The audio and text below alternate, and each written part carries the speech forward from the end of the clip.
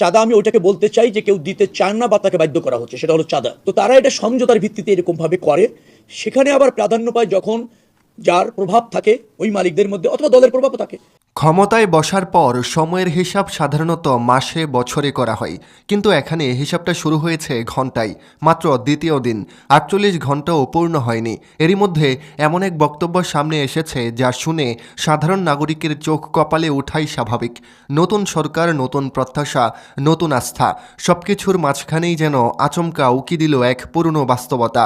প্রশ্ন উঠছে, এই তাড়াহুড়োর মধ্যেই কি ভেতরের চরিত্র প্রকাশ পেয়ে গেল? ঘটনার সূত্রপাত সড়ক পরিবহন মন্ত্রণালয়কে ঘিরে। সেখান থেকে যে বক্তব্য বেরিয়েছে সেটাকে সরল বাংলায় বললে দাঁড়ায়, সমঝোতার ভিত্তিতে টাকা নিলে তাকে চাঁদাবাজি বলা যাবে না।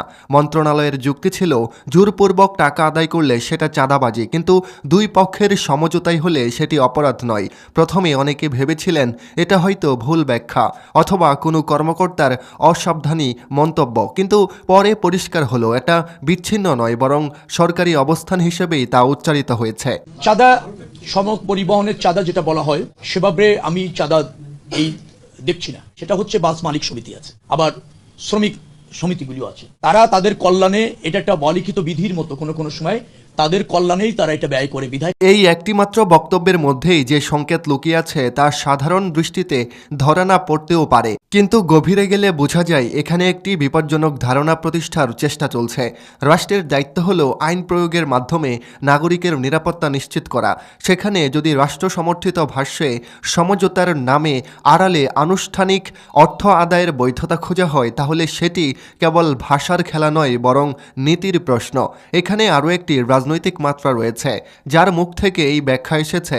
রবিউল, তার রাজনৈতিক ভবিষ্যৎ নিয়েও জোর আলোচনা শুরু হয়েছে। অনেকে ধারণা এ ধরনের আগাম বিতর্কিত বক্তব্য তাকে মন্ত্রিসভায় দীর্ঘদিন টিকতে দেবে না। বিএনপির ভারপ্রাপ্ত চেয়ারম্যান তারেক রহমান বরাবরই দলীয় ইমেজ নিয়ে সংবেদনশীল বলেই পরিচিত, তাই ধারণা করা হচ্ছে সময়ের অপেক্ষা মাত্র। কেউ কেউ ইতিমধ্যেই রেডমার্ক পেয়েছেন। রাজনীতির বড় ছবিটাও এখানে উপেক্ষা করা যায় না। এই সরকার ক্ষমতায় এলো কিভাবে, সেটা নিয়েও নানান বিশ্লেষণ আছে। সমালোচকদের ভাষ্য, নির্বাচন ছিল এক ধরনের সূক্ষ্ম রাজনৈতিক প্রকৌশল।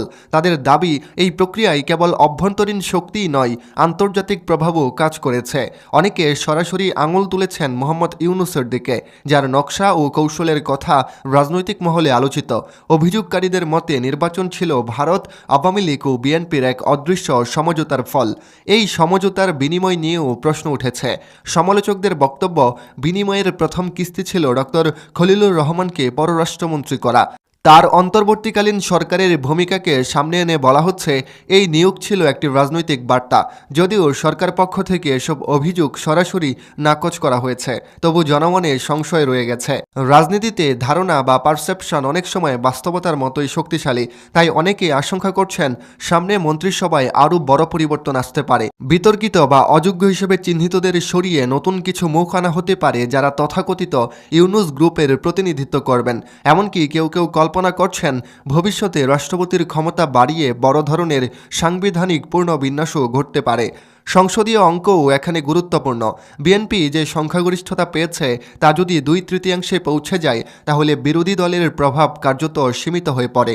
সেক্ষেত্রে বাংলাদেশ জামায়াত ইসলামী বা অন্য কোনো জোটের আপত্তি সংসদীয় প্রক্রিয়ায় বড় প্রভাব ফেলতে পারবে না। প্রশ্ন হলো, তাহলে তারা নীরব কেন? কেউ বলছেন কৌশল, কেউ বলছেন অপেক্ষা। হয়তো তারা বড় কোনো পালাবদলের আশায় সময় গুনছে।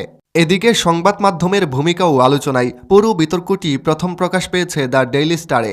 সরকারপন্থীরা বলছেন এটি অতিরঞ্জিত উপস্থাপন, সমালোচকরা বলছেন সাহসী সাংবাদিকতা। তবে বাস্তবতা হলো, ক্ষমতার শুরুতেই চাঁদাবাজি ইস্যুতে রিপোর্ট করা নিঃসন্দেহে ঝুঁকিপূর্ণ। অতীতে সাংবাদিকদের বিরুদ্ধে মামলা বা গ্রেফতারের নজির রয়েছে, তাই সামনে সাংবাদিকতা কতটা অবাধ থাকবে তা নিয়ে সংশয় তৈরি হয়েছে। মূল প্রশ্নে ফিরা যাক, সমঝোতার ভিত্তিতে টাকা নিলে কি তা চাঁদাবাজি চাঁদাবাজি নয়। আইনের দৃষ্টিতে চাঁদাবাজির সংজ্ঞা নির্ভর করে জবরদস্তি, ভয়ভীতি বা বেআইনি প্রভাবের উপর।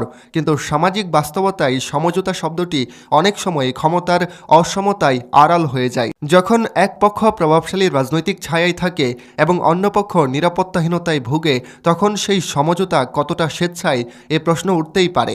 সড়ক থেকে অর্থ আদায়ের বৈধ পথ আছে। সরকার চাইলে টোল নির্ধারণ করতে পারে, লাইসেন্স ফি ধার্য করতে পারে, ডিজিটাল পেমেন্টের ব্যবস্থা চালু করতে পারে।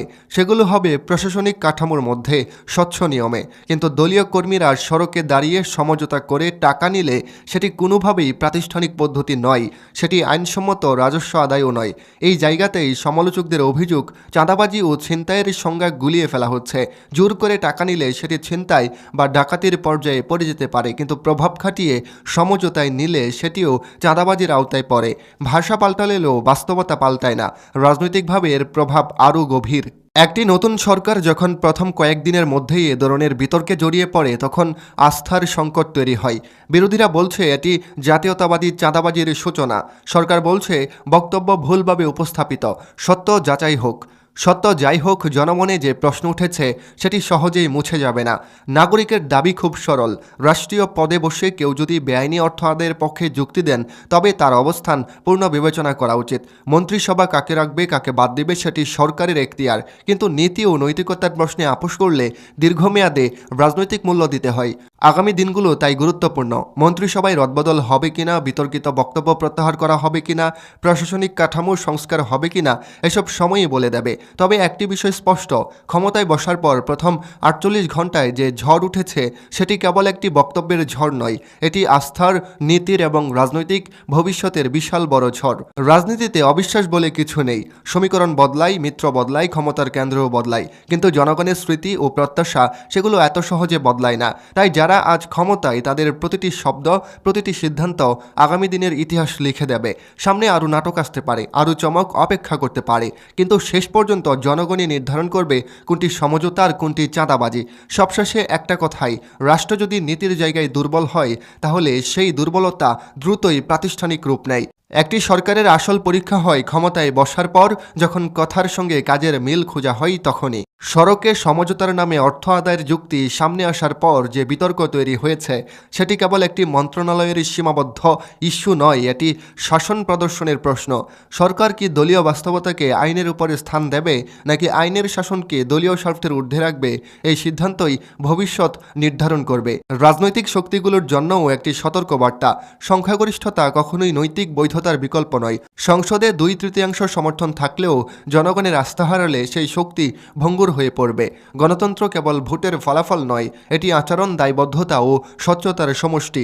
অতএব এখন প্রয়োজন স্পষ্ট অবস্থান, নীতিগত দৃঢ়তা এবং প্রশাসনিক সংস্কার। বিতর্ককে অস্বীকার না করে বরং যুক্তি ও আইনের আলোকে সমাধান করা, এটাই হবে পরিণত রাজনৈতিক নেতৃত্বের প্রমাণ। প্রিয় দর্শক, চাঁদাবাজিকে বৈধ করার জন্য বিএনপি সরকারের এ ধরনের বক্তব্যকে আপনি কিভাবে দেখছেন কমেন্ট করে জানাতে ভুলবেন না।